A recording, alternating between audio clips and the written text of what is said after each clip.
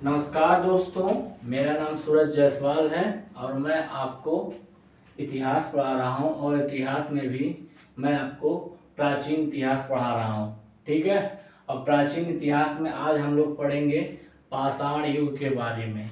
इससे पहले भी मेरे 4 वीडियो हो चुके हैं। अगर आपने उस 4 वीडियो को नहीं देखा है तो आप उसको देख सकते हैं। साथ में अगर आपको लगता है कि मेरा चैनल आपको पढ़ाई से संबंधित कुछ चीज़ें बता पा रहा है तो आप मेरे चैनल को सब्सक्राइब कर सकते हैं। ठीक है। तो आज हम पढ़ेंगे पाषाण युग के बारे में और साथ में मानव के विकास क्रम के बारे में। ठीक है। तो सबसे पहले हमको प्राचीन इतिहास है उसको 3 भागों में बांटना पड़ेगा।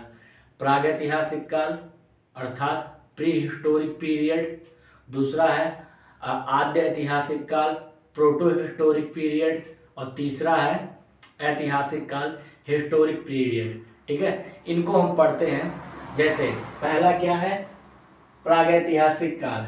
अच्छा, यह जो काल है सिर्फ अवशेषों पर आधारित है। अवशेषों मतलब किसी भूमि के खंडहर मिल गए, किसी मूर्ति का टूटा हुआ भाग कोई मिल गया। ठीक है। और इससे हमें इतिहास के बारे में बहुत ज़्यादा पता नहीं लगता क्योंकि इसका लिखित साक्ष्य भी नहीं मिला है। ठीक है। और दूसरा हम लोग पढ़ते हैं आद्य ऐतिहासिक काल में या प्रोटो हिस्टोरिक पीरियड। ठीक है। अच्छा, इस काल में क्या हुआ है, यह वह काल है जिसमें अवशेष तथा लिखित साक्ष्य दोनों हैं। अर्थात ऐसा काल जिसमें अवशेष भी हैं और लिखित साक्ष्य भी हैं, लेकिन जो लिखित साक्ष्य है ना उनको कोई पढ़ नहीं पाया है। ठीक है, उनको कोई पढ़ नहीं पाया है। ठीक। और तीसरा है ऐतिहासिक काल। अच्छा, ये ऐसे काल हैं जिनके अवशेष भी मिले हैं और उनका लिखित साक्ष्य भी है, और जो लिखित साक्ष्य है ना उनको पढ़ा भी जा सका है। जैसे आप कह सकते हैं कि चाणक्य के बारे में हम लोग जानते हैं, मौर्य साम्राज्य के बारे में हम लोग जानते हैं, अशोक के बारे में जानते हैं। तो उनके जो लिखित हैं और जो किताबों में लिख कर गए हैं उनको हम लोग क्या किए हैं, पढ़ लिए।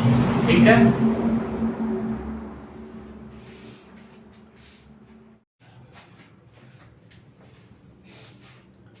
चलिए अब हम लोग प्रागैतिहासिक काल के बारे में जानते हैं।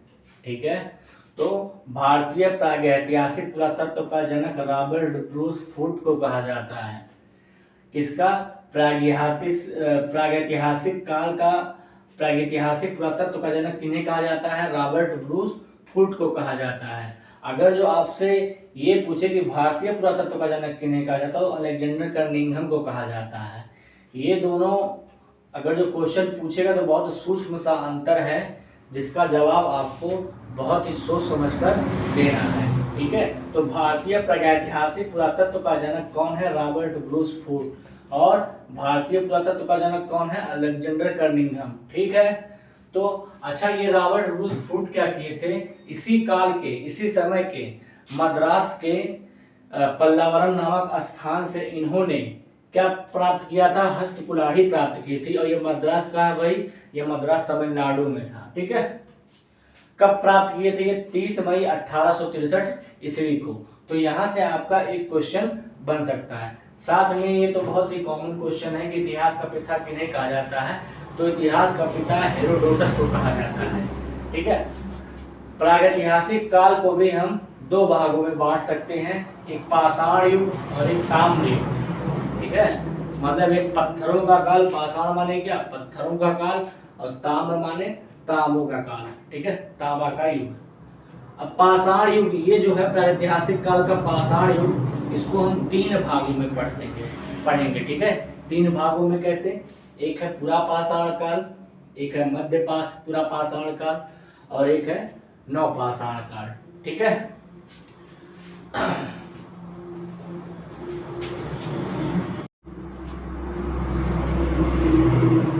अब हम लोग पढ़ते हैं पूरा पाषाण काल के बारे में। ठीक है। पूरा पाषाण काल, अगर जो कोई पूछे इसका समय कब से कब तक था, तो अनिश्चित काल। ठीक है। जिस काल की हमें कोई जानकारी नहीं मिलती है तब से लेकर 8000 BC मतलब ईसा मसीह के जन्म के लगभग 8000 साल पहले तक, और उससे भी अनिश्चित काल तक जो समय था वो हमारा पूरा पाषाण काल का समय था। ठीक। अच्छा, इस काल में ही मनुष्य ने सबसे पहले आग का आविष्कार किया, लेकिन आग का आविष्कार तो कर लिया, लेकिन उस आग का यूज करना सीख नहीं पाया था कि आग का हम प्रयोग कैसे करें।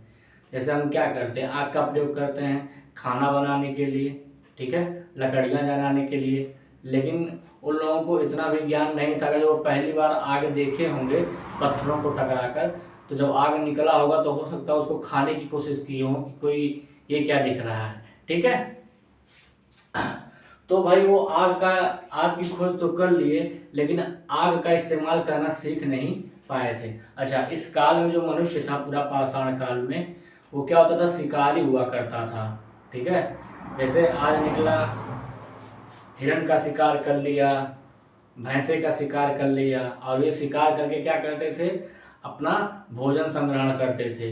इनका एक ही काम था, क्या, भोजन का संग्रहण करना, इकट्ठा करना, फिर उस भोजन को खाना। ठीक, पूरी तरह से इस काल में जो मनुष्य था एकदम शिकारी हुआ करता था। और इस काल में कुछ प्रमुख औजार थे, क्या क्या, हस्त कुल्हाड़ी, ठीक है, हस्त माने हाथ से चलाया जाने वाला कुल्हाड़ी, और विदारणी खुरचमिया, ये सब तो आप समझते नहीं, मैं बता देता हूँ। जैसे बड़े बड़े पत्थरों को काट कर और उनको नुकीलादार बना दिया जाता था, और उसी जब पत्थर नुकीलादार हो जाता था तो उसी से वो पशुओं को मारते थे। ठीक है, पशुओं को मारते थे, मार मार के घायल कर देते थे, फिर उसको अपना भोजन बना लेते थे। और एक बात और, आग का आविष्कार कर लिए थे, हो सकता हो कि पशुओं को मार कर जलाते भी ना हो, पकाते भी ना हो, वैसे खा लेते हो, क्योंकि इनका यूज करना सीख ही नहीं पाए थे ये लोग। अच्छा, अब ये पूरा पाषाण काल को भी हम 3 भागों में बांटते हैं। एक है निम्न पूरा पाषाण काल, एक है मध्य पूरा पाषाण काल, और एक है उच्च पूरा पाषाण काल।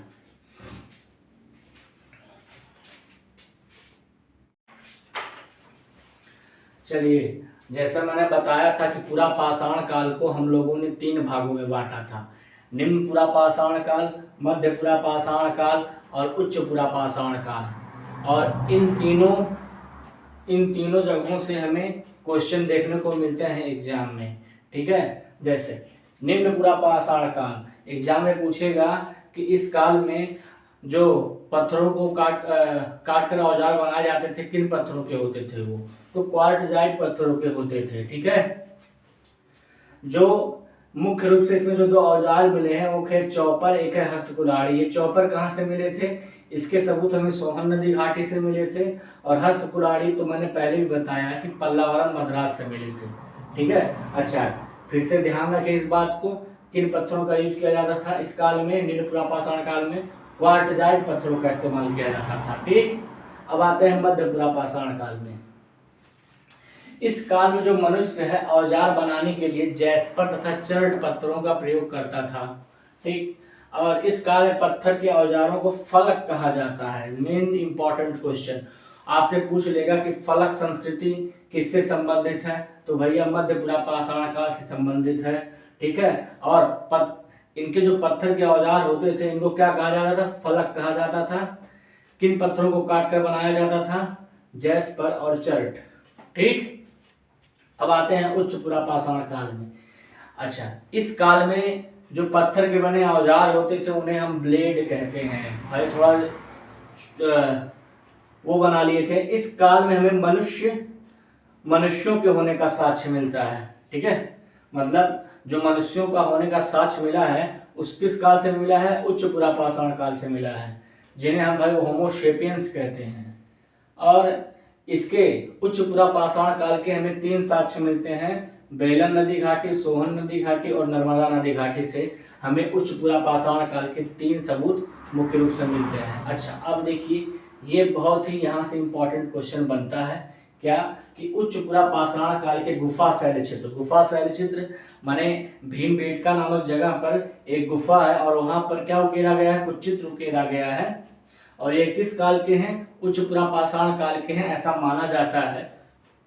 तो पूछ लेगा आपसे कि उच्च पूरा पाषाण काल के गुफा शैल चित्र हमें किस स्थान से प्राप्त होते हैं, तो मध्य प्रदेश के भोपाल के समीप भीमबेटका नामक स्थान से हमें मिले हैं। ठीक है, तो आज के लिए बस इतना ही। अभी इसके आगे हम कल कंटिन्यू करेंगे। अगर जो आपको मेरा कंटेंट अच्छा लगा हो तो आप मेरे इस वीडियो को लाइक कर सकते हैं और अपने विचार कमेंट में दे सकते हैं। बाकी आपसे कल मिलते हैं। जय हिंद, जय भारत।